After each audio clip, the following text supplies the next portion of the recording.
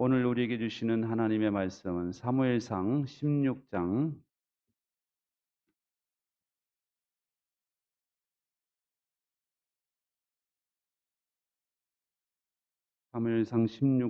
6절 7절 다 찾으셨으면 자리에서 일어나셔서 저와 여러분이 함께 읽겠습니다. 사무엘상 16장 6절 7절 그들이 왔을 때 사무엘은 엘리압을 보고 속으로 주님께서 기름 부어 세우시려는 사람이 정말 주님 앞에 나와 섰구나 하고 생각하였다. 그러나 주님께서 사무엘에게 이르셨다. 너는 그의 준수한 겉모습과 큰 키만을 보아서는 안 된다. 그는 내가 세운 사람이 아니다. 나는 사람이 판단하는 것처럼 그렇게 판단하지는 않는다. 사람은 겉모습만을 따라 판단하지만 나 주는 중심을 본다. 아멘. 자리에 앉으세요.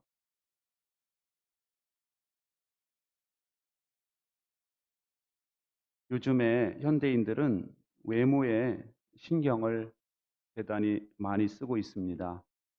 그래서 남자들은 근육질의 남자가 되기를 원하고 또 여성들은 날씬한 몸매에다가 탱탱한 피부를 갖추려고 돈을 아낌없이 투자하는 경향이 있죠. 근데 그렇게 하는 이유가 뭐냐면은 경쟁력이 있기 때문이다라고 생각을 합니다. 이 동안도 젊어 보이는 것도 경쟁력이라는 거죠. 그런데 여러분, 정말 경쟁력은 어디에서 나올까요? 그것은 외모에서 나오는 것이 아니라 마음 중심에서 나온다라는 것입니다. 여러분, 그 마음 중심이 하나님께서 보시기에 좋은 사람이 되면은요, 하나님께서 밀어주시는 인생이 되는 거예요. 그래서 하나님께서 밀어주시는 인생이 된다면 누구와의 경쟁력에서도 밀리지 않는 사람이 되는 것입니다. 오늘 본문의 말씀은 하나님께서 사용하시는 사람을 선택하실 때 하나님께서 그 기준을 말씀하고 계시는데요. 이 사울왕이 계속해서 하나님의 말씀을 버리니까 하나님께서도 사울왕을 버리셨어요. 그리고 하나님께서는 사무엘 예언자에게 말씀하시는 거예요. 이새에게로 가봐라.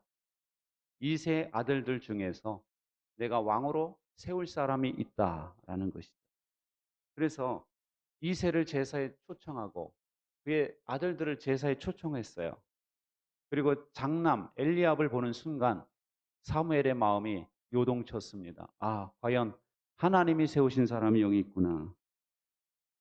그의 외모가 대단히 준수하고 키가 컸기 때문에 그렇죠. 여러분, 키 큰 사람 하면 누가 생각납니까? 바로 전에 사울왕이 생각나잖아요. 사울이 제일 키가 컸어요, 백성 중에. 근데 그 키 큰 사람이 실패했는데도 사무엘은 잊어버리고 인간의 한계를 드러내는 거예요. 야, 역시 왕이 될 사람이 여기 있구나. 그런데 하나님께서 말씀하시죠. 준수한 겉모습과 큰 키만을 보아서는 안 된다. 그러면서 하나님 말씀하시는 것은 하나님은 사람이 판단하는 것처럼 그렇게 판단하지 않으신다는 거예요. 사람들은 겉모습만을 보고 판단하지만 나 주는 중심을 본다 라고 말씀하세요. 그래서 이 아들들을 다 하나씩 하나씩 통과할 때마다 하나님이 아니야, 아니야, 아니야 하고 7 아들이 다 지났는데도 아니에요. 그러니까 사무엘이 또 다른 아들은 없습니까? 그러니까 한 아들이 있긴 있는데 그 아들은 막내인데 지금 들에서 양을 치고 있습니다. 그러니까 빨리 데려와라. 그러니까 다윗을 데리고 왔더니 하나님께서 이 사람이 바로 그 사람이다. 기름을 부어라. 라고 말씀하는 거예요. 여러분, 하나님께서는 그 8 아들 중에서 그 마음 중심이 다윗이 가장 마음에 들으셨던 거예요. 다윗이. 여러분, 다윗이 그 하나님 마음이 하나님께서 보시기에 그 중심이 하나님께 마음에 드니까 다윗이요 경쟁력이 가장 강력한 사람이 됩니다. 성경을 보면은요 하나님께서 그가 하는 모든 일에서 도와주세요. 그래서 전쟁에서 나갈 때마다 하나님께서 전술을 가르쳐 주십니다. 이번에는 어떻게 전쟁을 해라. 그 하나님 말씀대로 하면은 항상 전쟁에서 이기는 거예요. 백전백승. 이게 참 힘든 거 아닙니까? 주변 나라들이 다 강대한 나라들이에요. 근데 백전백승이에요. 다윗이 나가서 싸우기만 하면. 하나님께서 함께 하시니 다윗이 이기게 하시더라. 뭐 이런 말씀이 계속 나오죠. 여러분, 승리하니까 어떻게 돼요? 적이 갖고 있는 보물과 모든 그 면류관과 모든 걸 다 취해서 갖고 오는 거예요. 그러니까 국가 재정이 넉넉해지죠. 주변 나라들이요, 알아서 조공을 바칩니다. 매마다 쌀, 밀가루 해가지고 잔뜩 갖고 와가지고 우리랑 조약을 맺자고. 그러니까 재정은 빵빵해지고 국방은 튼튼해지고 주변 나라들은 평안하고 이스라엘은 평안하고. 그래가지고 이 다윗이 이 왕으로 있을 때 국가 경쟁력이 1위요, 1위. 국가 경쟁력이. 국가 경쟁력뿐만 아니라 다윗 자신도 말이죠. 하나님께서 그의 자손들이 계속해서 왕이 되게 하겠다라고 약속을 하시죠. 그래서 자손들을 위해서 투자를 안 했어도 하나님께서 그의 자손들이요 계속 왕이 돼요. 여러분, 이처럼 경쟁력이 빵빵한 인생이 어디 있습니까? 하나님이 밀어주시면요 이런 경쟁력을 갖춘 인생이 되는 거예요. 그리고 다윗은 그 많은 재물들을 취했던 것을 자기 아들이 성전을 건축할 수 있도록 다 세팅을 다 해놔요. 성전은 솔로몬이 지었지만 준비는 다윗이 다 해줬어요. 준비는. 그래서 다윗은 성경에 보면은 역사에 길이 남는 가장 존경받는 왕이 되었다라는 것이죠. 여러분, 우리 모두가 다윗처럼 하나님께 쓰임받는 인생이 되시기 바랍니다. 그러면 우리가 어떻게 해야 되겠습니까? 다윗의 마음 중심은 어땠길래 하나님께서 다윗 같은 사람을 쓰실 수 있었을까? 우리는 하나님께서 내 중심을 아시니까 하고 이야기하는데 그 중심이 어떤 중심이에요? 제가 성경을 찾아봤어요. 다윗은 어떤 마음이었는가? 먼저는요, 은혜를 소중히 여기는 마음을 가지셔야 된다라는 것입니다. 뭘 소중히 여겨요? 은혜를 소중히 여기는 마음. 다윗이 지은 시편 63편에 보면은 이런 고백을 합니다. 같이 읽어보겠습니다. 시작. 주님의 한결같은 사랑이 생명보다 더 소중하기에 내 입술로 주님께 영광을 돌립니다. 여러분, 주님께서 자기에게 한결같은 사랑을 베풀고 계신다는 거예요. 그것이 너무나 소중하기 때문에 나의 생명보다도 소중하다라고 고백을 하는 거예요. 주님이 한결같은 사랑을 베푸신다. 두 글자로 뭐라고 그럽니까? 은혜라고 그러죠. 은혜. 은혜를 다윗은 자신의 생명보다 소중하게 여기고 있다라는 것입니다. 여러분, 그 마음 중심의 다윗은 하나님의 은혜를 보물처럼 여기고 있는 거예요. 보물이 아니라 생명처럼, 아니 생명보다도 귀하다 이렇게 여기고 있는 것입니다. 여러분, 그가 하나님의 은혜를 그처럼 소중하게 여기니까 골리앗과 맞짱 들어갈 용기가 생기는 거예요. 이 사람은 전쟁터에 나가본 적이 없어요. 그런데 어떻게 전쟁의 용사 골리앗과 싸우겠다고 하는 겁니까? 그거는 만용이 아니에요. 이 사람은 하나님의 은혜가 얼마나 큰지를 알았기 때문에 맞짱 들어갈 용기가 생긴 거예요. 근데 군인들을 보세요. 40일간 골리앗이 나와서 조롱하는데도 한 사람도 맞서 싸울 용기가 없어요. 왜냐? 두려움에 사로잡혀 있어요, 지금. 두려움에. 그런데 다윗은 하나님의 은혜를 너무나 소중하게 여기고 있기 때문에 하나님의 은혜가 임하면은 너는 끝난다. 이걸 알고 있는 거예요. 그래서 사무엘상 17장에 보면 이런 고백을 하죠. 너는 칼을 차고 창을 메고 투창을 들고 나에게로 나왔으나 나는 내가 모욕하는 이스라엘 군대 하나님 곧 만군의 주님의 이름을 의지하고 너에게로 나왔다. 주님의 은혜를 의지하고 나오고 있다는 거예요, 지금. 주님께서 너를 나의 손에 넘겨주실 터이니 내가 오늘 너를 쳐서 내 머리를 베고 블레셋 사람의 죽음을 모조리 공중에 세워 땅의 들짐승에게 밥으로 주어서 온 세상 이스라엘의 하나님을 알게 하겠다. 여러분, 이 다윗의 고백을 보세요. 은혜를 너무나 이 사람은 귀하게 보는 거예요. 근데 많은 이스라엘 사람들은 골리앗을 크게 보는 거예요. 그러니까 두려워하는 것이고, 이 다윗은 은혜를 너무나 귀하게 보기 때문에 골리앗쯤은 아무것도 아니라는 걸 아는 것입니다. 너만 죽일 게 아니라 블레셋 너희 민족을 하나님께서 멸하실 거야. 이렇게 말하는 청소년을 보십시오. 여러분, 은혜를 너무나 소중하게 여기니까, 그 은혜를 의지하니까 다윗의 마음속에는 두려움이 사라진 거예요. 오히려 전쟁에 대한 승리의 확신에 차서 앞으로 나아가고 있는 것입니다.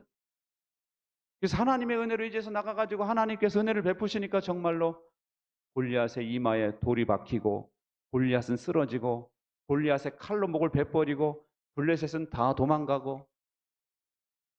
여러분, 하나님의 은혜를 소중히 여기는 마음을 가지시기 바랍니다. 사울 왕이 실패한 것은 그는 은혜를 소중히 여긴 것이 아니라 자존심을 소중히 여겼어요. 그래서 이 사람은 자기 비석이나 세우려고 그러고, 사람들 앞에서 자기 체면을 살려달라고 그러고, 맨 자존심에만 이 사람은 인생을 걸은 사람이에요. 그러니까 하나님께서는 그 사람을 쓰실 수가 없는 겁니다. 그 다음에 쓰신 사람은 누구냐? 자존심을 소중히 여기는 사람이 아니라 뭘 소중히 여기는 사람? 은혜를 소중히 여기는 사람을 하나님이 쓰시고 계시는 거예요. 할렐루야. 이거 되게 신선한 내용인데. 여러분이 아셔야 되는데. 여러분, 사울은 하나님의 은혜로 왕이 됐어요. 근데 이 사람은 자꾸 군인들 눈치만 보고요, 군인들을 의지하고 있는 거예요. 이 사람은 은혜로 왕이 돼놓고 은혜를 헌신짝처럼 버려버린 사람이에요, 사울왕은. 그러니까 하나님께서 너는 아웃이야 말씀하시는 거예요. 근데 다윗은 은혜를 너무나 소중히 여기는 사람이에요. 하나님께서 너 일로 와 해서 왕으로 쓰고 계시는 거예요. 여러분, 다윗이 나중에 고백한 내용을 보세요. 이 사람이 정말 이제는 왕으로 크게 성공을 해가지고 말년에 이런 고백을 하거든요. 주님, 시작. 주님, 위대함과 능력과 영광과 승리와 존귀가 모두 주님의 것입니다. 하늘과 땅에 있는 모든 것이 다 주님의 것입니다. 그리고 이 나라도 주님의 것입니다. 할렐루야. 위대하게 되는 것도, 능력 있는 것도, 영광과 승리와 존귀, 다 다윗이 얻은 거거든요. 근데 이것이 누구의 은혜로 된 것이다? 주님의 은혜로 된 것이다. 근본이 주님의 것입니다, 이것은. 하고 고백하는 다윗을 보세요, 여러분. 다윗은 처음부터 끝까지 은혜를 되게 소중히 여기는 사람이었어요. 여러분, 우리도 은혜를 소중히 여길 줄 아는 여러분 되시기 바랍니다. 그럴 때 하나님께서 그 마음 중심을 보시고 여러분을 이 시대에 쓰실 수가 있는 거예요. 그리고 다윗처럼 쓰임 받으려면요, 한결같은 마음을 가지셔야 됩니다. 무슨 마음이요? 한결같은 마음. 시편 78편에 이런 고백을 합니다. 시작. 주님의 종 다윗을 선택하시되 양의 우리에서 일하는 그를 뽑으셨다. 암양을 돌보는 그를 데려다가 주님의 백성 야곱과 주님의 유산 이스라엘의 목자가 되게 하셨다. 그는 한결같은 마음으로 그들을 기르고 슬기로운 손길로 그들을 인도하였다. 아멘. 여러분, 이 다윗의 마음은요, 하나님이 뭘 보신 거냐? 한결같은 마음을 보신 거예요. 다윗이 광야에서 양을 칠 때요, 한결같은 마음으로 암양들을 돌봤다는 거예요. 밤이나 낮이나 자기 양을 다 보고 있다가 사자나 이것들이 데려가면 그냥 쫓아가가지고 그냥 지팡이로 그냥 막 싸워가지고 양을 뺏어왔다는 거 아닙니까? 근데 그 어린 양 몇 마리를 그렇게 정성스럽게 돌보는 그 다윗을 주목하셨어요, 하나님이. 그래서 하나님은 더 큰 양의 무리, 다시 말해서 이스라엘 백성을 맡기신 거예요. 여러분, 하나님은요, 작은 그 소그룹에 대해서 여러분이 잘 감당하실 때 하나님이 큰 직분도 주시는 거예요. 할렐루야. 작은 그 소그룹 하나 여러분이 감당을 안 하시려고 그러고 못 하시면은요, 어떻게 큰 무리를 맡길 수가 있겠습니까? 그래요, 안 그래요? 대답해봐요. 그렇죠? 목장을 잘 감당해야지 초원지기가 되는 거고, 초원지기를 잘 감당해야지 나중에 장로가 되는 거 아닙니까? 목장 하나도 감당을 못하면서 어떻게 무슨 큰 직분을 여러분이 생각을 하시겠어요? 그런 케이스는 맡기게 되면은 그거는 축복이 아니라 어려움이 되는 거예요. 피차간에 어려워요. 피차간에. 여러분, 이 다윗은요, 기름 부음 받기 전이나 나중에 잘 돼서 영화롭게 되었을 때나 이 사람은 늘 한결같아요. 그래서 기도가 한결같은 기도가 나오고 있습니다. 사울 왕에게 쫓겨날 때도 그렇게 기도했던 사람이요, 나중에 왕이 되고서도 항상 기도하거든요. 여러분, 새벽 기도하시는 분들 꾸준히 하시기 바랍니다. 할렐루야. 우리 성도님들 기도 생활을 좀 꾸준히 하세요. 한 며칠 해보고 네, 그러지 마시고 적어도 한 20년을 해봐야 될 거 아니에요. 20년. 20년, 30년은 기도해 봐야지. 내가 기도해 봤는데 뭐 이런 간증이 나오는 거지. 그래. 뭐 몇 달 해보고 그거 아니거든요. 한 20년은 쭉 해보셔야죠. 그리고 다윗은요, 처음이나 나중에나 늘 하나님을 경외할 줄 알았어요. 사울 왕에게 쫓겨다닐 때도 하나님을 두려워할 줄 알았고, 나중에 왕의 권세를 가지고 밧세바를 취했을 때도 하나님께서 나단을 통해서 경고하시니까 납작 엎드려 가지고 눈물로 침상을 띄우면서 회개할 줄 아는, 하나님을 두려워할 줄 아는 사람이었다라는 것이. 여러분, 한결같은 마음을 갖는 것이 중요한 거예요. 신앙생활도 한결같으셔야 됩니다. 이까지 코로나 때문에 여러분의 신앙이 나태해지면은 나중에 더 큰 박해가 오면 어떡하시겠습니까, 여러분? 코로나는 아무것도 아니에요. 핍박과 박해가 본격적으로 나타나가지고 믿는 사람들 잡아 감옥에 가도 그러시면 어떡하시겠어요? 여러분, 여러분의 마음을 한결같도록 지키시기를 바랍니다. 하나님은요, 성품이 한결같은 분이시라 어떤 사람을 좋아하느냐? 한결같은 사람을 좋아해요. 그냥 팥죽 끓듯 하는 마음 갖지 마세요. 어떤 땐 좋았다가 뚝 떨어졌다, 좋았다가 뚝 떨어졌다. 일꾼이 될 수가 없어요. 하나님 축복하실 수가 없다고요. 늘 그냥 쭉 가야지. 쭉 이렇게 쭉 가야지. 뭐 조금만 어려우면 또 좋으면 좋았다가, 이게 아니라 한결같은 마음을 쭉 가지시는 여러분 되시기 바랍니다. 여러분, 우리가 정말 신경 쓸 것은요, 외모보다는 우리의 마음이에요. 내면이에요, 내면. 그래야 여러분 경쟁력이 있어요. 베드로전서 3장에 보면은 같이 읽어보겠습니다. 시작. 여러분은 머리를 꾸미며 금붙이를 달거나 옷을 차려입거나 하여 거치장을 하지 말고 썩지 않는 온유하고 정숙한 마음으로 속사람을 단장하도록 하십시오. 그것이 하나님께서 보시기에 값진 것입니다. 이거 여성분들에게만 하시는 말씀이 아니에요. 남자나 여자나 속사람을 단장하는 데 관심을 가지라 이거예요. 외모 꾸미는 데만 관심 갖지 말고. 그럴 때 하나님께서 보시기에 값진 것이다 라는 말씀을 하십니다. 메시지 성경에 보면은요, 이렇게 번역을 했어요. 내면의 아름다움을 개발하십시오. 내면을 온화하고 우아하게 가꾸십시오. 그것이야말로 하나님께서 기뻐하시는 일입니다. 여러분, 내면의 아름다움을 개발하는 여러분 되시기를 바랍니다. 할렐루야. 부부간에도요, 서로 자기의 내면을 가꿀 줄 아셔야 된다는 거예요. 그 말씀 밑에 보면 이렇게 말씀하시거든요. 아내들은 남편에게 착하고 성실한 아내가 되라 하고 말씀하세요. 여러분, 아내는 마음 관리를 잘해서 남편에게 착하고 성실하게 대해 주시기를 바랍니다. 여성분들, 할렐루야.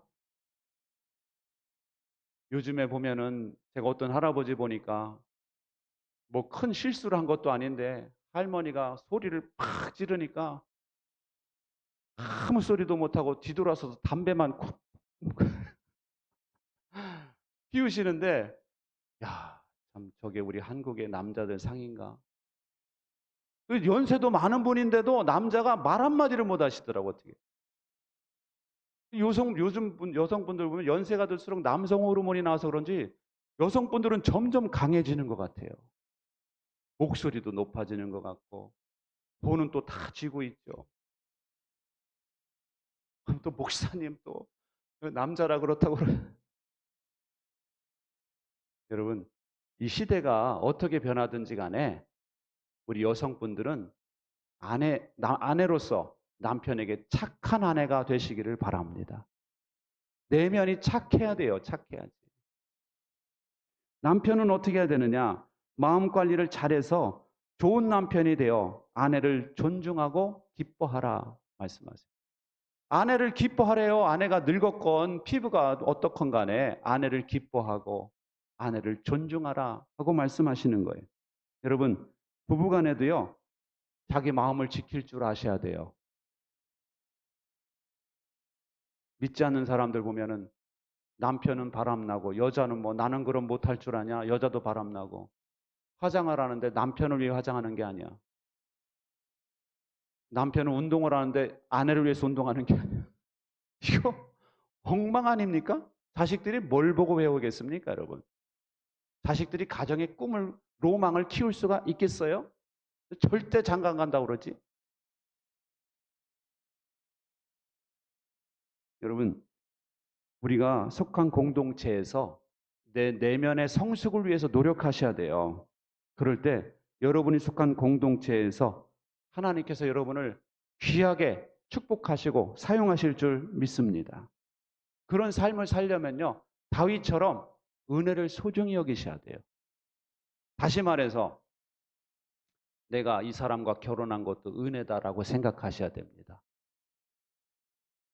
내가 이 사람을 아내로 맞은 것도 은혜요. 이 사람을 남편으로 맞은 것도 은혜요. 내가 이 가정을 꾸민 것도 은혜라고 생각하는 마음이 있으셔야 돼요. 할렐루야. 내가 어쩌다가 저런 인간 만나가지고 내가 그런 생각하지 마시고 이 사람을 만나서 애를 낳고 가정을 이룬 것도 하나님의 은혜다라고 생각을 해야 되는 것입니다. 그리고 다윗처럼 한결같은 마음으로 여러분 가정생활 하시고 공동체 생활 하셔야 돼요. 한결같은 마음으로. 그럴 때 우리가 더욱 성숙하게 되는 은혜가 있을 줄 믿습니다. 도원옥 목사님의 글인데요. 이 목사님이 아는 여성분이 있대요. 근데 이 여성분은 외모가 별로 그렇게 이쁜 얼굴이 아니었어요. 그러니까 이분이 학생 때 이를 악물고 공부를 합니다. 내가 외모는 좀 딸리지만 실력으로 내가 승부를 걸겠다 해가지고 열심히 공부했더니 모두가 부러워하는 대학을 갔어요. 유명한 대학을.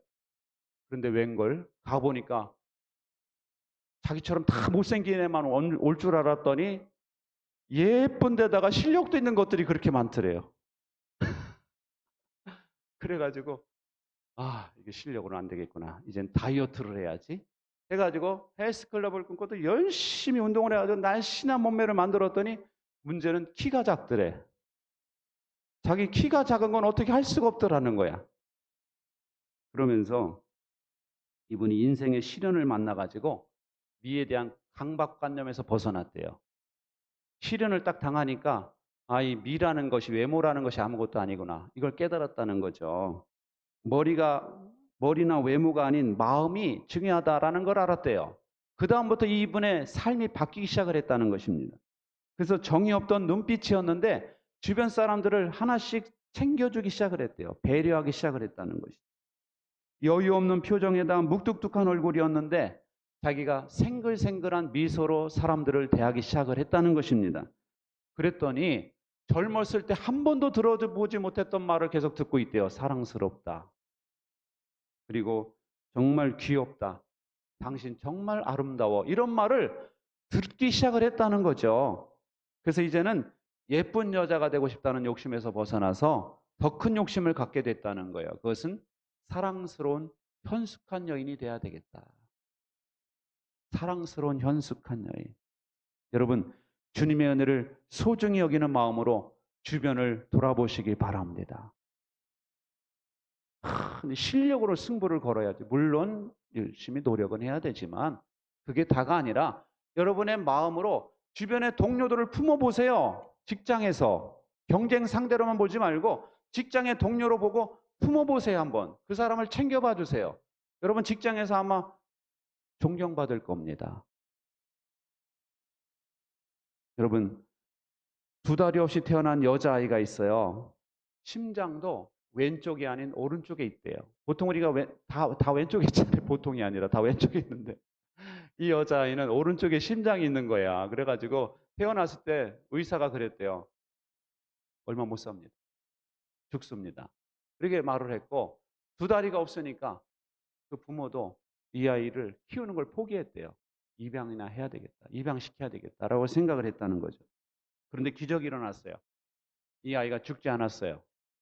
죽지 않았고 죽기는커녕 강인한 두 팔로 공중에 매달려서 공연을 펼치는 공중 고개사가 됐어요. 그리고 파워 덤블링 주립 대표가 됐고요. 그 텔레비전에 그 프로에 나오는 유명한 사람이 됐고요. 그리고 많은 사람들에게 희망을 전달하는 강의하는 강연자가 됐어요. 그녀 이름이 젠 브리커. 저분이에요, 저분. 다리가 없죠? 닉 부이치치만 그런 게 아니라 저 사람도 그래요. 근데 이분이 날마다 자신의 몸에 대해서 감사하고 있답니다. 만약 내가 다리를 가지고 태어났다면 이렇게 사람들에게 긍정적인 영향을 줄 기회를 갖지 못했을 것이다 라는 거죠. 다리가 있었다면 사람들에게 이렇게 긍정적인 그런 것을 가르칠 수가 없었을 텐데 자기는 지금 못하는 것은 아무것도 없다는 것입니다. 쟤는 그것이 바로 하나님이 자신을 통해서 일하시는 방법이라고 믿고 있다는 거죠. 처음 초등학교 3학년 때 소프트볼 공을 치고 1루로 뛰어가는 순간 베이스를 보고 뚫어져라 그 베이스를 향해서 그냥 전심전력으로 달렸대요. 여러분, 저 정도의 다리를 가지고 달렸으니 빠르게 달릴 수가 없었을 거 아니에요. 그러니까 저런 다리를 가지고서도 최선을 다해서 이 베이스를 향해 1루 베이스를 향해 뚫어져라 쳐다보면서 계속 달렸다는 거죠. 그랬더니 심판이 쎄입 끌어들여요. 일부러 그런 게 아니라 진짜 이 아이가 공을 잘 친 거예요. 멀리 날려보내고 정말 열심으로 달려가지고 베이스를 탁 밟았는데 심판이 쎄입 끌어들라는 거예요. 그때 깨달았다는 거죠. 내 목표나 인생을 위한 하나님의 약속들로부터 눈을 떼서는 안 된다. 다시 말해서 일로 베이스에 눈을 떼지 않고 목표를 하고 계속 달렸던 것처럼 하나님의 그 약속들로부터 눈을 떼서는 안 되는구나라는 걸 깨달았다는 것입니다. 여러분, 하나님께서는 외모를 보시지 않고 우리의 마음 중심을 보신대요. 할렐루야. 이 약속에 여러분 눈을 고정시키시기 바랍니다. 약속에 고정시키시고 달려가세요. 뭘 향해 달려가느냐? 내면의 아름다움을 위하여. 내면의 성숙을 위하여 여러분 달려가시기 바랍니다. 그럴 때 여러분은 가장 경쟁력 있는 사람이 될 거예요. 왜냐? 하나님이 밀어주시기 때문에. 기도하겠습니다. 좋으신 하나님, 오늘도 저희들에게 말씀으로 역사하신 하나님 감사합니다. 하나님 아버지, 우리가 외모에만 신경 쓰는 것이 아니라 우리의 내면의 마음이 하나님 보시기에 아름다운 마음이 되게 하여 주시옵소서. 이를 위해서 우리가 개발하고 노력하고 주님을 믿고 아버지 하나님 앞으로 달려가는 신앙이 되게 하여 주옵소서. 그래서 다윗처럼 하나님이 밀어주시는 인생, 하나님이 쓰시는 인생, 하나님이 복 주시는 인생이 되게 하여 주옵소서. 예수님의 이름으로 간절히 기도하옵나이다. 아멘.